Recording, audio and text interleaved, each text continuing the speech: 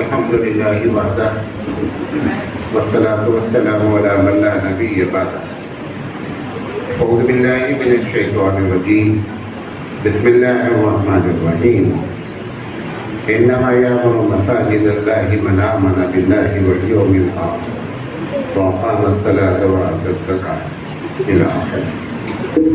محترم علماء کرام، اسکول کے معزز سامعین، مجھے جس عنوان پر بات کرنے کے لیے کہا گیا ہے، کیونکہ یہ مسجد کا افتتاح ہے، کہ مسجد کو آباد کیسے رکھا جائے، مسجد کو آباد رکھنے کے کیا طریقے ہیں، انشاءاللہ ہم اس پر گفتگو کریں گے اور عملی باتیں کریں گے۔ 40 منٹ بات کریں گے اور میں وقت کا پابند آدمی ہوں، ہمارے پاس 40 منٹ کا مطلب 40 منٹ ہوتا ہے۔ آپ میری باتیں غور سے سنیں، اللہ تعالیٰ آپ کو اجر عظیم عطا فرمائے، عمل کی نیت سے سنیں۔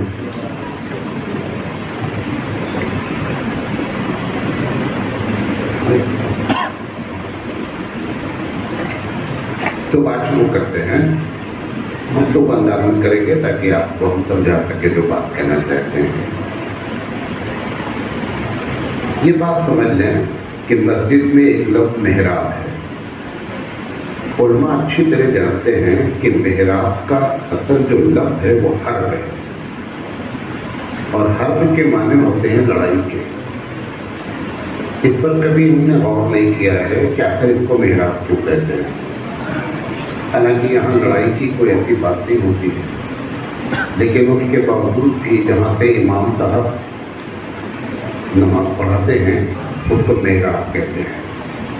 میرے پاس وقت ہوتا تو میں کئی گھنٹے بات کرتا ہوں کہ حقیقت میں کیا ہے۔ ایک لفظ اس سے آپ کو چھڑا کہ یہ بتانا مقصد ہے کہ مسجد صرف سجدہ کرنے کی جگہ نہیں ہے، مسجد میں بہت سے کام حبیب مصطفیٰ سرکار دو عالم صلی اللہ علیہ وسلم کے زمانے میں ہوتے تھے۔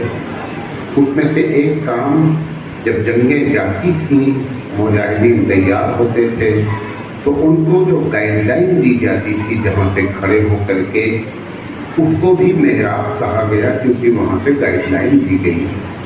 اور یہ تقریباً ہر نبی کے زمانے میں مسجد کا یہ رول رہا ہے۔ ایسا نہیں ہے کہ نبی کے زمانے میں ہی، بلکہ ہر نبی کے زمانے میں۔ پہلا، مسجد کو کی اہمیت اگر آپ دیکھیں تو ایک جملے میں آپ سے بتاؤں کہ نبی کریم صلی اللہ علیہ وسلم جب مکے سے مدینہ آئے تو آپ نے اپنا گھر نہیں بنایا، سب سے پہلے آپ نے جس چیز کی تعبیر فرمائی وہ مسجد۔ اس سے ہم کو مسلمانوں کو خود اندازہ کرنا چاہیے کہ مسجد کی اہمیت اسلام میں کیا ہے۔ اور یہ بھی آپ کو بتا دیں، کیونکہ میں سیرت پر جیسا مولانا نے فرمایا، نبی کریم صلی اللہ علیہ وسلم جب مکے سے نکلے تو مسجد نبوی کی زمین کو خریدنے کا پیسہ آپ لے کر پلاننگ سے نکلے۔ یہی وجہ ہے کہ مسجد نبوی کی زمین میں کسی کا پیسہ نہیں لگا ہے سوائے سرکار دو عالم۔ لہٰذا قیامت تک وہ صدقہ جاریہ جو ہے نا، وہ حبیب مصطفیٰ کے اکاؤنٹ میں جاتا رہتا ہے۔ اور صدقہ جاریہ میں سب سے بڑا صدقہ ہوتا ہے کہ مسجد کی زمین میں آپ کچھ نہ کچھ حصہ ڈالیں، کیونکہ یہ تعمیر کبھی نہ کہیں پھر دوبارہ ہوگی، لیکن مسجد ہمیشہ مسجد رہے گی۔ لہٰذا کبھی بھی موقع لگے تو مسجد کی زمین میں چونی بھی بچی ہو تو ضرور استعمال کریں۔ حبیب مصطفیٰ صلی اللہ علیہ وسلم سے وہ آفر کیا گیا کہ آپ، یہ یتیموں کی زمین ہے، انہوں نے کہا کہ ہم اس کو فری میں دینا چاہتے ہیں۔ اللہ کے رسول صلی اللہ علیہ وسلم نے قبول نہیں فرمایا، بلکہ اس کا پیسہ ادا کیا گیا۔ چونکہ ٹاپک ہمارا یہ ہے کہ مسجد کی تعمیر سے زیادہ جو قرآن میں ذکر ہے، مسجد تو نام ہے اس جگہ کا جو وقف کر دی گئی، چاہے وہاں پہ ٹٹیا ہو اور چاہے وہاں پہ عمارت ہو، اس سے کوئی بحث نہیں ہے، لیکن اصل اللہ تعالیٰ نے جو ذکر کیا ہے وہ یہ ہے کہ مسجد کا آباد کرنا اصل ہے۔ وہ آبادی کا ایک ایک سسٹم آپ کے سامنے بیان کرنا چاہتے ہیں۔ آپ دیکھیں آج کل ہو کیا رہا ہے کہ جب جمعہ کا وقت ہوتا ہے، جب مولانا یا جو بھی مقرر ہوتے ہیں وہ جب تقریر کرنے بیٹھتے ہیں، اگر مسجد میں 150-200 آدمی آنے والے ہیں تو ان کی تقریر کے وقت 15 سے 20 آدمی ہی ہوتے ہیں۔ مسجد بھرتی کب ہے؟ جب وہ تقریر کا آخری حصہ ہوتا ہے اور لوگوں کو آئیڈیا لگ جاتا ہے کہ اب عربی خطبہ شروع ہونے والا ہے۔ اس کی وجہ کیا ہے؟ وجہ اس کی جو ہے معلوم آپ کو، پبلک ہم سے زیادہ ہوشیار ہوتی ہے۔ اگر ممبر و محراب پر ایسے شخص کو رکھا جائے کہ جو مسجد کا صحیح استعمال کرے تو پبلک کو یقین ہو کہ یہاں سے باتیں صحیح اور اچھی نکلتی ہیں تو تقریر کے شروع ہوتے ہی وہ آئیں گے۔ اور اگر پبلک کو محسوس ہو گیا کہ یہ بس ایسی ہی باتیں کرتے ہیں تو پبلک پہ آخر وقت پہ آتی ہے۔ لہذا مسجد کو آباد رکھنے کا سب سے بہترین طریقہ معلومات وہ ہے کہ ممبر و محراب باصلاحیت اور صالح ان کے ہاتھ پہ ہونا چاہیے۔ آپ دیکھیں اماموں کو بہت شکایت ہے کہ مقتدی اماموں کی قدر نہیں کرتے۔ میں ایک جملہ بولتا ہوں، پھول جو ہوتا ہے گلاب کا وہ کبھی لوگوں سے نہیں کہتا ہے کہ آؤ مجھے پھولو، میں بہت خوشبو والا ہوں۔ لوگ خود مجبور ہوتے ہیں کہ پھول کی طرف اٹریکٹ۔ ایسے ہی امام کے اندر خود یہ خوبی پیدا ہونی چاہیے کہ محلے والے ان کو کہنا نہیں پڑے، شکایت نہیں کرنا پڑے کہ لوگ ہم سے محبت نہیں کرتے، قدر نہیں کرتے، بلکہ ایسی صفت اختیار کرنی چاہیے کہ محلے والے مجبور ہو جائیں۔ وہ صفت کیا ہے؟ وہ تین باتیں بتاتا ہوں۔ اگر یہ آپ اختیار کریں گے، جتنے اماموں کو شکایت ہے، سب ہمارے تایا مولانا ارشاد صاحب کہتے تھے کہ 70% مؤذن فجر کی اذان بغیر وضو کے دیتے ہیں بھارت میں۔ یہ جو امام کا جو معاملہ ہے، ہم کو شکایت ہے، اس کی 3 وجہ، 3 کام آپ کریں گے لوگ آپ کو ڈوب کر چاہیں گے۔ سب سے پہلا کام یہ ہے کہ اذان کی نماز ختم ہو گئی ہے، کر کے بیٹھ جاتے ہیں۔ یہ تو اگر دیکھا جائے تو قبلے کی طرف پیٹ کر لینا اور مقتدی کی طرف منہ کر لینا، یہ ظاہری طور پہ تو کوئی ایسا ادب نہیں نظر آ رہا ہے۔ کرنے کی وجہ کیا ہے؟ فقیہ نے ایک جواب دیا، مفکر نے ایک جواب دیا، دونوں کا جواب نقل کرتے ہیں۔ ہم ان کے جواب کو تسلیم کرتے۔ اصل اس میں جو مفکر نے جواب دیا وہ آپ کو بتانا چاہیے۔ حبیب مصطفیٰ صلی اللہ علیہ وسلم جو فجر میں اثر میں جو پلٹتے تھے، جو پرماننٹ نمازی ہوتے تھے، آپ ایک نظر سب پر دوڑاتے تھے اور یہ دیکھتے تھے کہ کون نہیں آیا ہے۔ پھر فجر کے بعد نماز ختم ہونے کے بعد یا تو صحابہ کو دیکھتے تھے یا خود جاتے تھے اس کے گھر کہ آپ بیمار تو نہیں ہیں، شہر میں نہیں ہیں، کہاں ہیں۔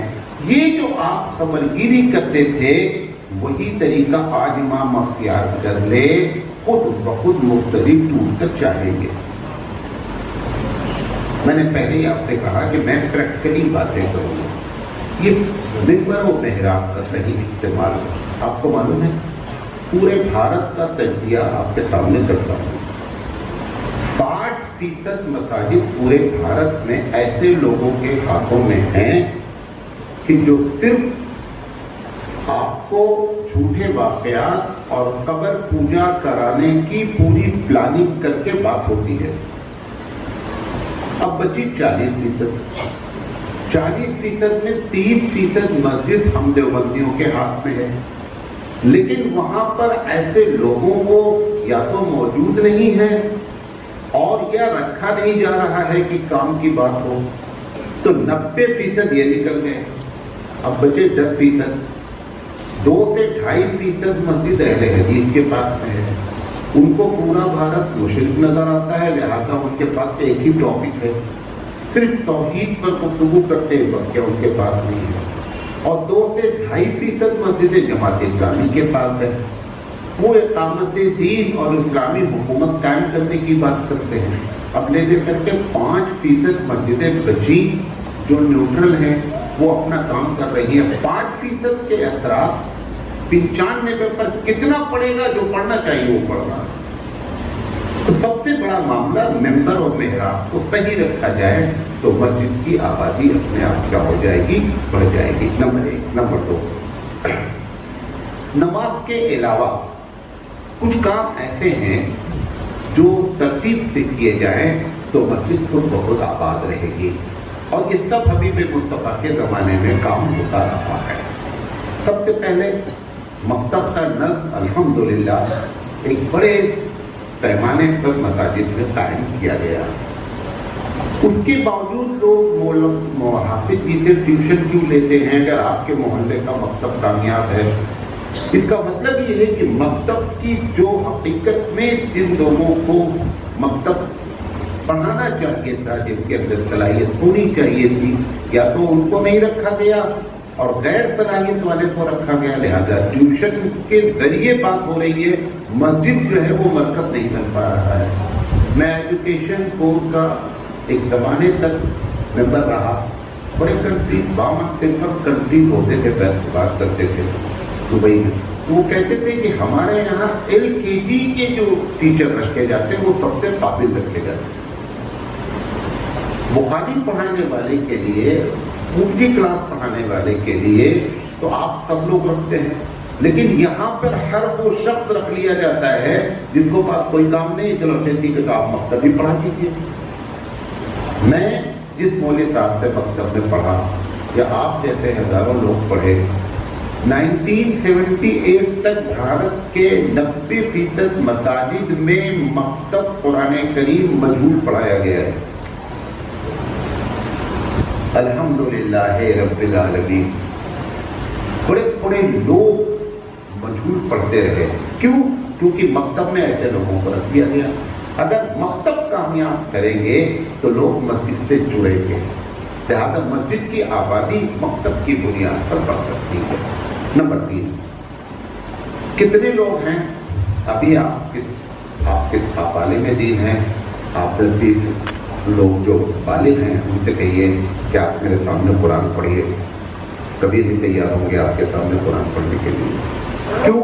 انہیں معلوم ہے کہ میں غلط پڑھ رہا ہوں۔ ایسا نہیں کہ انہیں معلوم ہے کہ انہیں معلوم ہے میں غلط پڑھ رہا ہوں۔ تعلیم بالغان کا انتظام ہر مسجد میں ہونا چاہیے۔ دیکھیے، جب تک قرآن کریم سے نسبت صحیح نہیں جڑے گی تب تک معاملہ بنے گا نہیں۔ قرآن کریم، ایک جملہ بول رہا ہوں، قرآن کریم کا ایک نیچرل ایفیکٹ ہے۔ نیچرل ایفیکٹ سمجھتے ہیں؟ ایک فطری اثر ہے کہ جیسے ہی اس کتاب سے آپ جتنا اچھا جڑیں گے، خود بخود لوگ آپ کو چاہیں گے اور رب بھی آپ کو چاہے گا۔ ایک چھوٹی سی مثال دیتا ہوں، میں ایک تعارف کرا رہا ہوں، مثال دے رہا ہوں کہ یہ ہمارے بغل میں جو بیٹھے ہوئے ہیں قاری صاحب بہت عمدہ قرآن کریم پڑھتے ہیں۔ میں خوب تعریف کر رہا ہوں قاری صاحب کی، پڑھا نہیں قاری صاحب نے ابھی کچھ بھی۔ جتنے لوگوں کے کان میں یہ آواز جا رہی ہے کہ قاری صاحب بہت اچھا پڑھتے ہیں، ان کے دل میں قاری صاحب کی محبت جا رہی ہے، حالانکہ قاری صاحب نے ایک آیت بھی نہیں پڑھی ہے۔ کیوں؟ کیونکہ میں نے قاری صاحب کی نسبت اس کتاب سے جوڑی ہے زبانی۔ اس کا الٹا کر لیجیے، میں یہ کہوں کہ یہ جو قاری صاحب بیٹھے ہوئے ہیں یہ بہت اچھا قرآن یاد تھا اور سب بھول گئے ہیں، میں جیسے ہی یہ کہوں گا تو عوام کے دل میں نفرت آ جائے گی۔ کیا پتا چلا کہ قرآن کریم کی نیچرل صفت ہے کہ جب جڑیں گے تو لوگوں کے دل میں محبت آئے گی، جب اس سے کٹیں گے تو لوگوں کے دلوں میں محبت قطعی نہیں آتی۔ یہ جو آپ نے دیکھ رہے ہیں بھارت کا ماحول نفرت والا ہے، کبھی بھی نفرت والا نہیں ہو سکتا. ایک طے کر لے مسلمان کہ ہم قرآن پر عمل کریں گے. خدا کی قسم کھا کے کہتا ہوں مسجد میں بیٹھا ہوں, لوگ چاہیں یا نہ چاہیں آپ کو ٹوٹ کر چاہیں گے. آپ نے دیکھا ہے کہ کتنے مسلمان ہیں روزہ نماز نہیں کرتے لیکن حبیب مصطفیٰ کو بہت چاہتے ہیں, ہے نہیں ایسے لوگ؟ کروڑوں لوگ شراب بھی پیتے ہیں, غلط کام بھی کرتے ہیں, لیکن نبی سے ان کو بڑی محبت ہے. معلوم کیا چکر ہے؟ اس دنیا میں سب سے زیادہ نسبت قرآن سے اگر کسی کی ہے وہ تو حبیب مصطفیٰ کی ہے. لہذا لوگ چاہیں یا نہ چاہیں ان کو ٹوٹ کر چاہنا ہی چاہنا ہے. ان کے قبضے میں ان کا دل نہیں ہے. حالانکہ ہونا یہ چاہیے تھا کہ ایک آدمی روزہ نہیں کر رہا ہے, نماز نہیں کر رہا ہے, اس سے نبی سے کیا مطلب یار؟ نہیں, وہ نبی کا عمل جو قرآن کا ہے, جس کو حضرت عائشہ صدیقہ رضی اللہ تعالیٰ عنہ نے ایک جملے میں فرمایا کہ کانا خلقہ القرآن, کہ آپ کے اخلاق قرآن کریم تھے. مطلب قرآن میں جو لکھا ہے وہی کرتے تھے, جو لکھا ہے نہیں کرو نہیں کرتے تھے. پوری دنیا کتنے غیر مسلم, بہت چھوٹا سا طبقہ ہے غیر مسلمین کا جو واقعی میں نبی کو نہیں چاہتا ہے, ورنہ غیر مسلمین کا ایک بڑا طبقہ حبیب مصطفیٰ کو پیار کرتا ہے, چاہتا ہے, اور وہ قرآن کریم کی نسبت کے اثرات ہیں جو غیر شعوری انداز پر ان کے دلوں پر اثرات ہوتے ہیں. لہذا قرآن سے جتنا جڑیں گے. اچھا, قرآن سے جڑنے میں سب سے بڑی رکاوٹ شیطان کی. اس میں تو بہت سے لوگ ایسے ہیں جو پنج وقتہ نمازی ہیں, بہت سے لوگ, سب لوگ دیکھیں, جو پنج وقتہ نمازی ہے وہ بھی روزانہ قرآن نہیں پڑھتا ہے. معلوم آپ کو پنج وقتہ نمازی ہے, حالانکہ اس کو تو کتنے کاٹی ہے نا, اس کو تو قرآن پڑھنا چاہیے تھا. یہ پنج وقتہ نمازی بھی, جو نمازی نہیں ان سے تو کوئی امید ہی نہیں ہے. جو نمازی پنج وقتہ ہیں وہ بھی روزانہ قرآن نہیں پڑھ رہے ہیں. کیوں؟ کیونکہ شیطان کو سب سے بڑا خطرہ یہ ہے کہ کہیں یہ بندہ قرآن سے جڑ نہ جائے. اور یہی وجہ ہے دنیا کے سارے کام بسم اللہ سے شروع کرنا سنت رسول اکرم ہے. ایک کام ایسا ہے کہ جس میں اللہ کے رسول نے فرمایا کہ اعوذ باللہ من الشیطان الرجیم سے شروع کرو. وجہ کیا بھائی؟ فاستعیذ باللہ. قرآن بھی کہہ رہا ہے, حدیث بھی کہہ رہی ہے کہ قرآن شروع کرنا بابو. ہمارے یہاں احناف کا تو مسلک یہ ہے کہ قرآن کریم میں اگر بسم اللہ نہ پڑھے تو چلتا ہے, لیکن اعوذ باللہ من الشیطان الرجیم پڑھنا ہے. کہ قرآن سے اتنا زیادہ, کیونکہ وہ تم سے زیادہ اس بات کو جان چکا ہے کہ اللہ تعالیٰ کو اس کی کتاب سے جب جڑتا ہے بندہ تو بہت پیار ہوتا ہے. اس کا کام ہی ہے کہ اللہ سے تم کو جڑنے نہیں دینا. لہذا تعلیم بالغان کا نصب کیا جائے تو مسجد کی آبادی کا اہتمام ہوتا ہے. نمبر 3, ایک یہ جتنے ڈاٹا بتا رہے ہیں نا, یا اس سے رفلی نہیں بتا رہا ہوں, 1% صرف مساجد ہیں پورے بھارت میں جہاں پر تفسیر قرآن ہوتی ہے. 99% مساجد کو اللہ کی کتاب کو اللہ کے گھر سے آؤٹ کرنے کے بعد عزت کبھی نہیں مل سکتی. یہ جو کام کیا جائے. اچھا, جہاں پہ تفسیر قرآن ہو بھی رہی ہے تو بہت کام سے بولتے ہیں مولانا صاحب ہمارے یہاں ہفتے میں 2 دن قرآن پڑھا جاتا ہے. اچھا, 2 دن قرآن پڑھا جاتا ہے, بقیہ 7 دن کیوں نہیں پڑھا جاتا ہے؟ اس کی کوئی وجہ ہے؟ یعنی خطرناک کتاب ہے, کیا وجہ ہے؟ شیطان نے ایسا چکر چلا رکھا ہے کہ اللہ کے گھر سے اللہ کی کتاب کو دور کر دیا گیا. یہ تفسیر قرآن شروع کریں ہر مسجد پہ.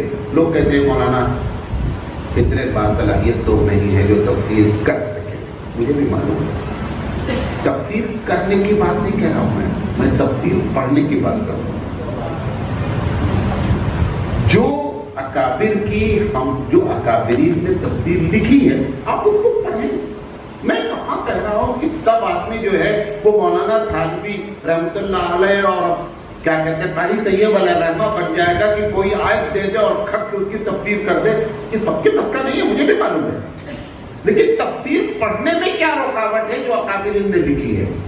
ہے، اور اگر اتنی پڑھنے کی بھی صلاحیت نہیں ہے تو اخلاقی طور پر امامت سے استعفا دے دینا چاہیے۔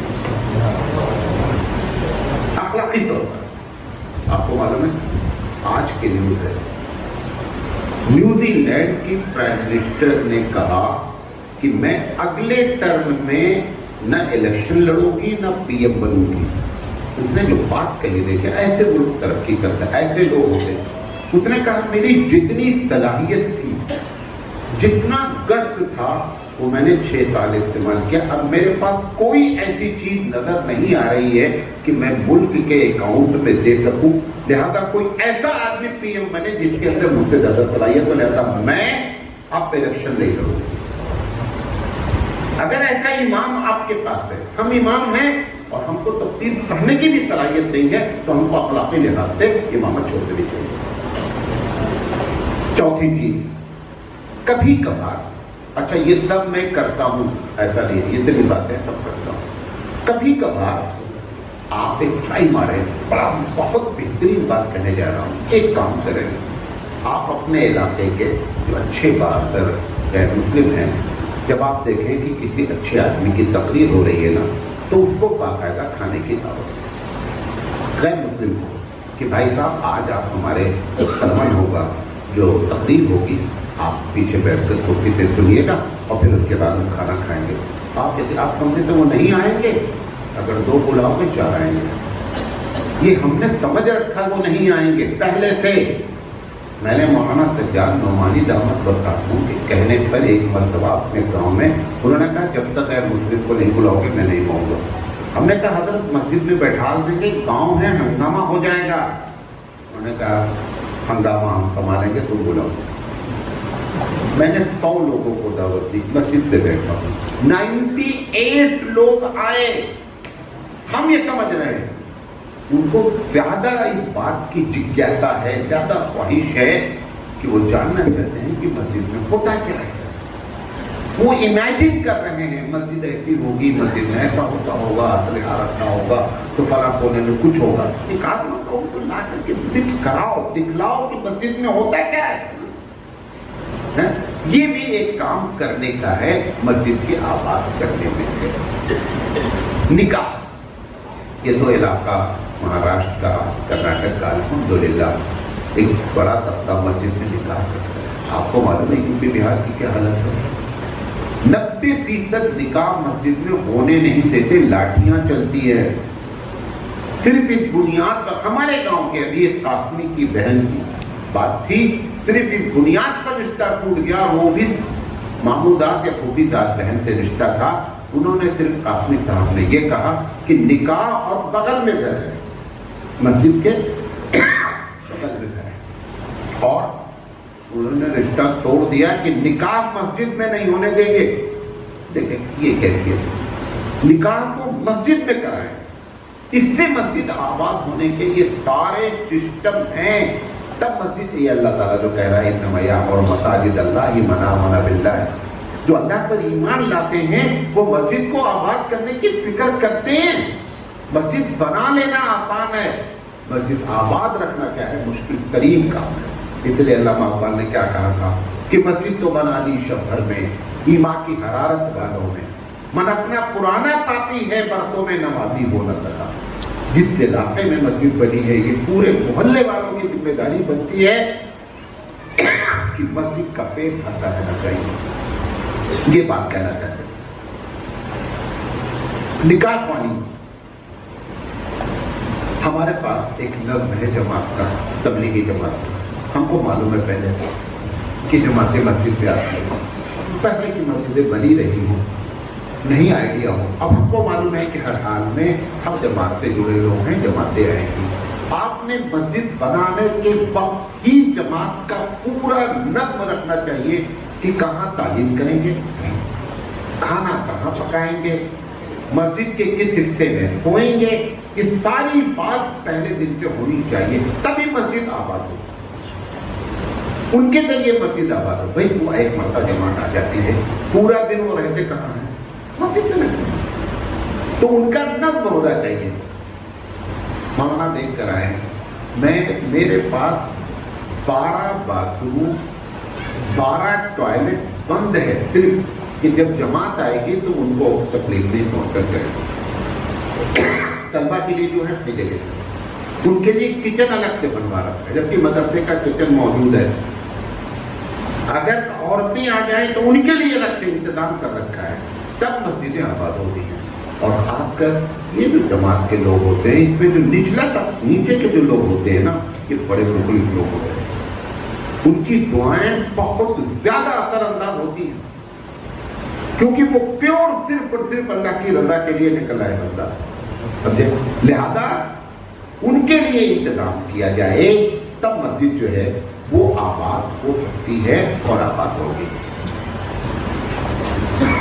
वक्तन फवक्तन, 8वीं बात बता रहा, वक्तन फवक्तन अकाबरीन को मस्जिद में प्रोग्राम के नाम पर जरूर बुलाया जाता रहना चाहिए। अब हमको भी फायदा होता है, हम भी अकाबिर से क्या होते हैं, जुड़े रहते हैं।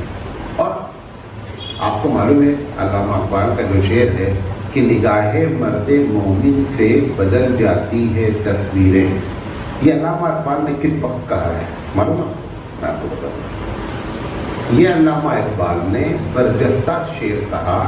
एक इनके पास फलसफी आया और मुस्तकिल अल्लामा इकबाल रहमतुल्लाह अलैह से बहस कर रहा था कि रब है या नहीं है, अल्लाह है या नहीं है। इस पर अल्लामा इकबाल जवाब देते देते थक गए।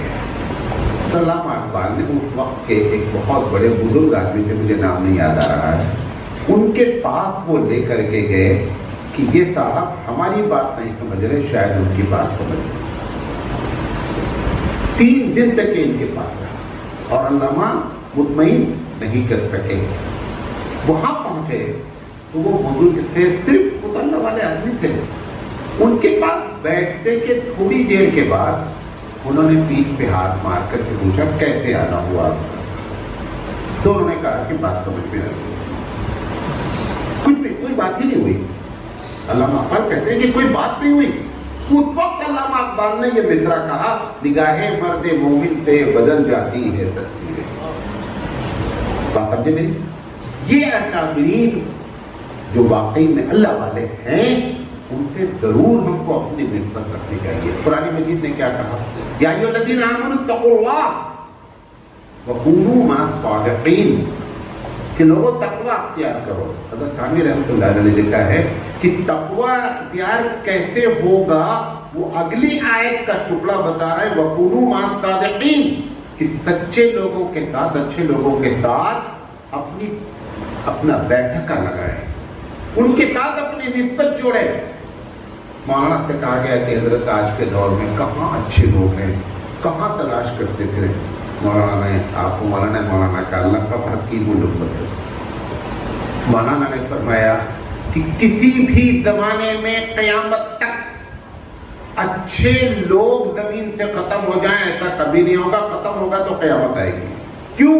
क्योंकि अल्लाह मशवरा क्या दे रहा है? अल्लाह कह रहा है कि वकूनू मअस सादिक़ीन। अल्लाह क़यामत तक जानता है दुनिया में क्या होना है, फिर वो कैसा ऐसा कह सकता है कि अच्छे लोग नहीं रहेंगे और फिर वो अच्छे लोगों को तलाश करो, तो अल्लाह की आयत गलत हो जाएगी। लिहाजा ये जुमला कभी नहीं कहना चाहिए नहीं दुनिया में अच्छे लोग मौजूद नहीं हैं। ये वो कहता है जो खुद वाकई में अच्छा नहीं है, लिहाजा उसको कोई अच्छा नजर नहीं आता। जैसे चोर होता है, उसको सब क्या नजर आते हैं, एक झूठा होता है, उसको सारे लोगों की बातें क्या नजर आती है, नहीं यार हो सकता है झूठी बोल रहे हैं, हो सकता है, क्यों दिन भर यही काम करता है, लिहाजा उसको किसी की बात अच्छी नहीं लगती। लिहाजा ये कभी नहीं कहना चाहिए कि अल्लाह ताला की आयत के खिलाफ ये जुमला है। लिहाजा वक्तन फवक्तन अकाबरीन को बुलाया रखें। हम 30 मिनट बोल चुके हैं, 10 मिनट होगा। नंबर, ये पहला पॉइंट था कि मस्जिद को आबाद कैसे रखा जाए, उसका एक जो हो सका अमली शक्ल में मैंने बात। नंबर 2, जो इमाम है और मुअज्जिन है, मुक्तदियों को चाहिए कि इनकी कदर करें। सबसे पहली बात जान लें कि एक तो तनख्वाहें कम,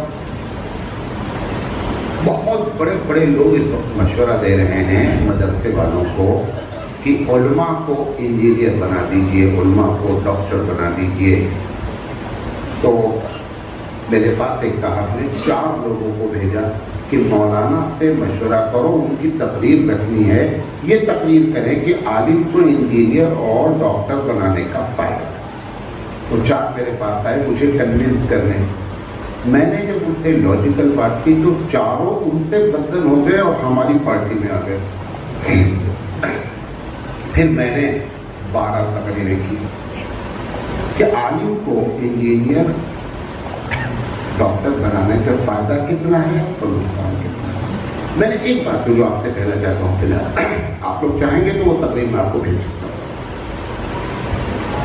یہ کیوں آپ کے دماغ میں بات آ رہی ہے کہ مولوی صاحب انجینئر بھی ہوں؟ کبھی یہ دماغ میں کیوں نہیں آیا کہ انجینئر صاحب مولوی بن جائیں؟ یہ بات بھی تو آنی چاہیے۔ ایک بایو کا اسٹوڈنٹ ہی ڈونٹ نو اباؤٹ کیمسٹری، وہ کیمسٹری نہیں جانتا تو آپ کو کبھی برا نہیں لگا کہ بایو کا اسٹوڈنٹ اگر مولوی صاحب کیمسٹری نہیں جانتے ہیں تو آپ کیوں سمجھ رہے ہیں کہ مولوی صاحب ناکارہ ہیں؟ چکر کیا ہے؟ حقیقت میں مخلص لوگ ہیں، 3 لوگ مخلص ہیں، مالدار اس میں کچھ مخلص ہیں، کچھ دانشور مخلص ہیں اور کچھ مخلص ہیں۔ ان کو فکر ہے کہ امام صاحب کی اکمامی کو کیسے بڑھایا جائے، اس لیے بیچارے وہ آئیڈیا دے رہے ہیں کہ اگر انجینئر ہو جائیں گے، ڈاکٹر ہو جائیں گے، ہنر ہو جائے گا، ITI کر لیں گے تو ان کی ایک معاشی حالت کیا ہو جائے گی؟ اچھی ہو جائے گی۔ میں کہہ رہا ہوں کہ کیا معاشی حالت بڑھانے کا یہی ایک طریقہ ہے؟ مؤذن اور امام کی تنخواہ RSS والوں نے کہا ہے کہ کم رکھو، تو بھائی RSS والوں نے آپ سے کہا کہ اگر تم نے ان کے تنخواہ زیادہ کر دیا تو تمہاری ٹانگ توڑ دیں گے، وہ تو آپ کے بس میں ہے۔ آپ اکنامی کو اچھا، معاشی حالت کو اچھا کرنے کے لیے وہ جو مشورہ دے رہے ہیں وہ دینے کے بجائے وہ تمہارے ہاتھ میں ہے، تم امام اور مؤذن کی تنخواہ اچھی رکھو، امام مؤذن کے اپنے قدر کرو۔ سب سے زیادہ مولوی کی قدر شیعہ کرتا ہے،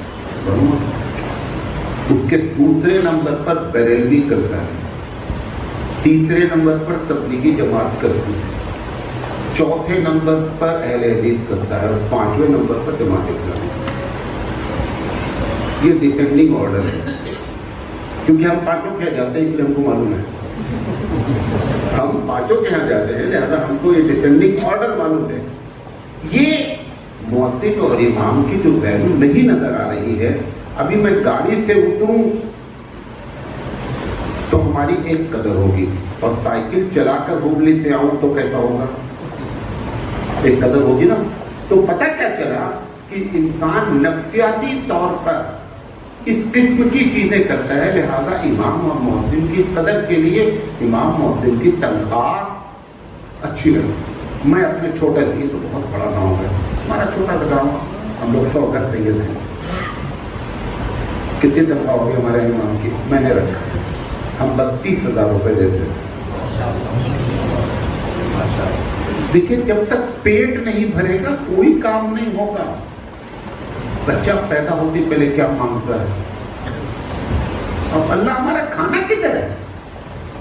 بول نہیں پاتا لیکن کھانے کا سارا چکر پیدا ہوتے ہی چلا دیتا ہے۔ اس کے اوپر تو بڑی ذمہ داریاں ہیں، لہٰذا اتنی تنخواہ دیں تو ان کی قدر بھی ہوگی اور مقتدیوں کے دل میں بھی جو ہے ان کی عزت ہوگی۔ یہ دوسرا کام۔ میں نے 2 باتیں کہی تھی، کچھ کام یہ وہ ساری مثبت باتیں تھیں، کچھ کام قطعی نہ کریں مسجد میں۔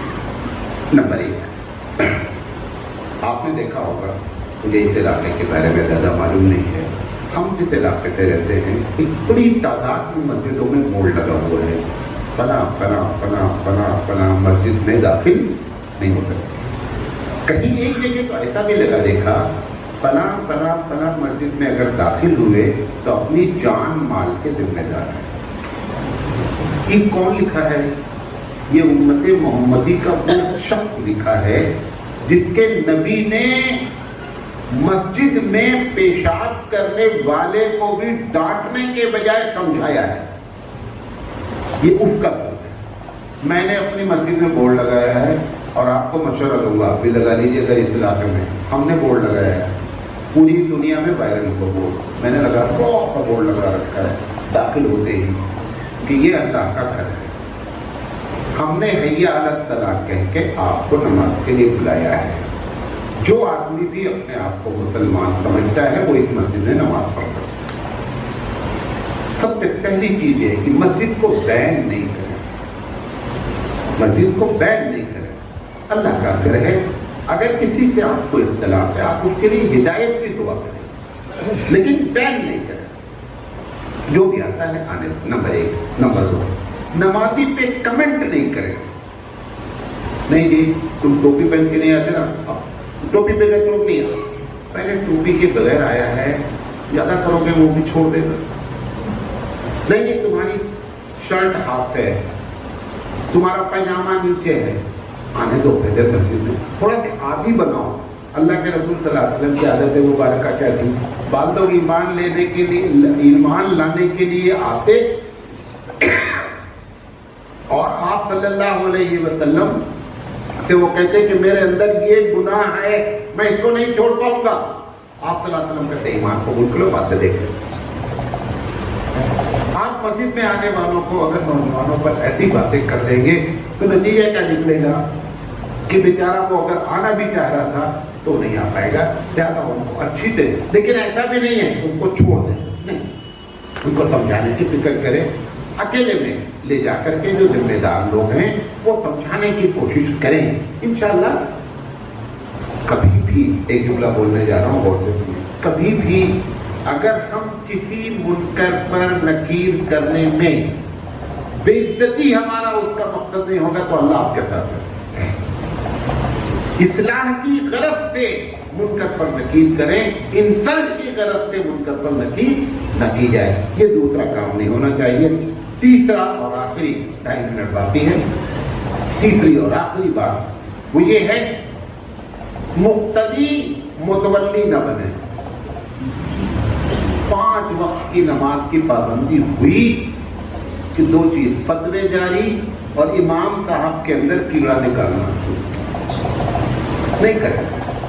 ये हमारे जिन लोगों ने जिम्मेदारी संभाली है, ज्यादा से ज्यादा बहुत ओवर हो रहा है, तो आप उस जिम्मेदार को जा करके खुलूस के साथ ये बात करने की फिक्र करें कि भाई ये मस्जिद में चीज अगर ऐसी हो जाए, और सब लोगों जितना मशवरा लोगे उतना काम लेट होता चला जाएगा। मैं नाम नहीं लूंगा लेकिन मस्जिद में बैठा हूँ, सच कह रहा हूँ, एक मरकज पिछले 12 साल से बन रहा है, तैयार नहीं हो पा रहा है। मैंने एक मुद्दा पूछा कि पैसे की अगर कमी हो तो बताओ कुछ बात किया जाए, मैं नहीं माना।